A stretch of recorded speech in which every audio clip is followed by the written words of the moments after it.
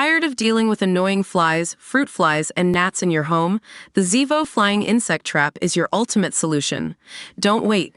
Check out the link in the video description now to get your Zevo Flying Insect Trap on Amazon and enjoy a bug-free home today. Just for a laugh, would it have killed the French Olympic opening ceremony to float the Afghanistan team down the Seine in a rubber dinghy accompanied by Calais border control? Or fly the Jolly Roger flag from the Somalian boat? Or, better still, put up a caption, underneath the big lass with the crown, at the Christian baiting segment that read, "Her Last Supper"? I doubt it. The answer to all three of my questions being, yes, it may well have killed them. Not literally, obviously, but they'd have had a right-on fit of the vapors at the mere suggestion of such political outrages. Apparently, it's okay, though, to taunt Christians in the full knowledge that, if they'd tried the same stunt with Islam, Paris would have been burned to the ground and the creative director Thomas Joly would have had to spend the rest of his life in hiding. They've since denied any such offense was intended, of course, but that was the cowardly and shameful hypocrisy at the heart of BBC One's opening ceremony which, from the moment France switched it from a stadium to the center of Paris, was always going to add up to a political lecture rather than a celebration of sport. It wasn't going to be over in a hurry either. For hours it dragged, yet the only salvageable element was the breathtakingly beautiful performance of Himmel Amour, on the Eiffel Tower, by Celine Dion, who came as close as anyone possibly could to saving the night, given the content and circumstances. I'm glad she didn't, though, because the occasion didn't deserve her glorious intervention. It deserved the two things it got. A technical disaster and rain, a biblical deluge of which fell on the procession of boats.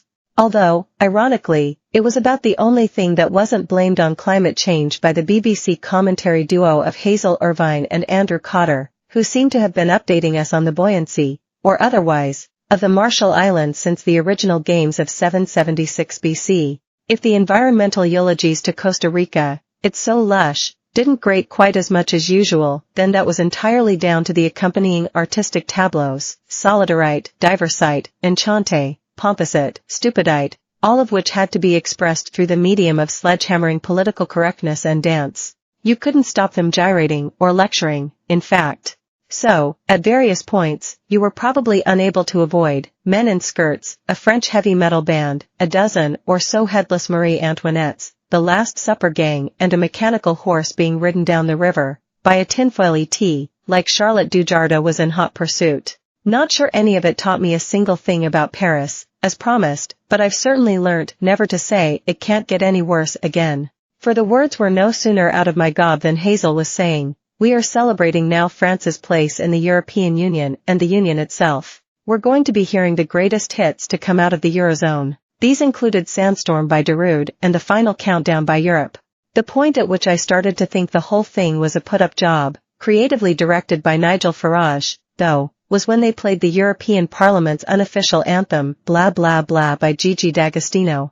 By this stage, incidentally, thanks to a giant naked smurf, Dionysus, I think I'd also seen 2 ball bags. Or 3, if you include Tom Hiddleston. I'd laughed just once, though, and that was when one of Lady Gaga's dancers almost can-canned into the Seine, by accident.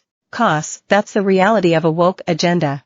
If you ever had it in the first place, it'll rob you of the sense of humor that helped make London 2012 and Sydney 2000 so memorable, just as certainly as cutting and pasting all over a city will obliterate its true character and identity, and leave you with nothing but a feeling of resentment and some damning statistics. After 7 years in the making, at an estimated cost of $130 million, the opening ceremony casually insulted 2.4 billion Christians and all we got in return was 3 minutes 37 seconds of Celine Dion. As all the most underwhelmed sports commentators exclaim, when they've run out of anything else to say.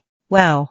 The weakest link, Romesh Ranganathan, in Pastimes. What is the name of the title character in the UK version of the children's book series known in the US as Where's Waldo?